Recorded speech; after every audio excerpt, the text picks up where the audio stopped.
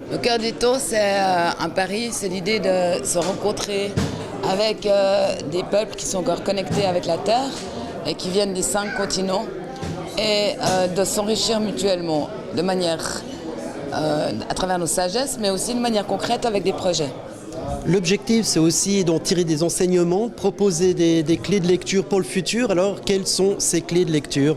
Peut-être la clé de lecture la plus importante qu'on a reçue de notre côté, c'est vraiment de comprendre que nous sommes dans une civilisation ici où nous avons beaucoup misé sur un formatage de la pensée. Nous vivons beaucoup dans la pensée et nous avons un peu oublié de vivre dans une présence à nos sens, à ce que l'on ressent, et donc à être connecté à notre entourage et à cette nature.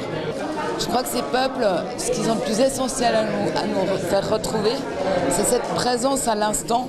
Et quand on est présent à l'instant, quelque part la parole, elle a de la présence, donc elle devient sacrée. L'acte, il y a aussi une intention qui devient consciente, donc il devient construit pour le futur. Et évidemment, toute rencontre prend une autre dimension. Pour ma part, ce que moi je retiens, c'est vraiment une autre manière de travailler la gouvernance qui permet de sortir des prises de pouvoir, qui permet de sortir des égos, pour que chacun trouve sa place, pour que les décisions soient faites à l'unanimité. Ça, c'est d'une part une problématique qu'eux, ils n'ont pas du tout et qui est vraiment spécifique à notre civilisation. Et une autre connaissance qu'ils ont beaucoup souhaité partager, c'est leur connaissance du vivant. En discutant avec eux, on se rend compte que nos scientifiques maîtrisent peut-être 3% de ce qu'ils connaissent. Ils savent guérir des maladies que nous ne savons pas guérir. Ils savent soigner à tous les niveaux, que ce soit émotionnel, mental ou physique. Et évidemment, ils savent sentir la nature, ce qu'on ne sait plus. On a invité autant des leaders spirituels qui sont extrêmement reconnus dans leur région, enfin dans leur continent même, et des leaders politiques qui sont en train de construire le futur et qui essayent de le construire avec nous. Une des avancées concrètes, c'est notamment une réunion avec Nespresso que vous allez avoir cette semaine. L'objectif, c'est quoi? Alors l'idée, c'est d'essayer de faire du café avec des peuples premiers. Pour l'instant, on est vraiment à l'embryon de ce projet.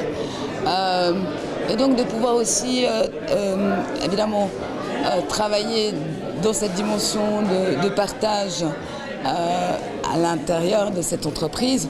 L'idée étant de pouvoir aussi peut-être changer les mécanismes chez nous, parce que vraiment en termes de gouvernance, ils ont une vraie sagesse.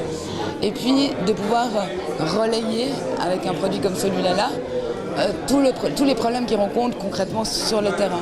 Ils sont magnifiques, vos invités, ils sont venus avec leurs habits traditionnels, leur coiffe, mais est-ce que vous n'avez pas peur de tomber un peu dans le mythe du bon sauvage, de l'exhibition tel qu'on a pu le voir dans les années 1900 avec ces cirques qui proposaient des Indiens, des Noirs, etc., etc. Alors je crois que, en tout cas, nos invités n'ont rien à voir avec ça. Il suffit de les écouter, je pense, de leur donner la parole. Et je crois qu'une rencontre, c'est pas des images, ça se passe au niveau du cœur et au niveau du dialogue. Et il suffit de les écouter pour comprendre que ça n'a rien à voir avec ça.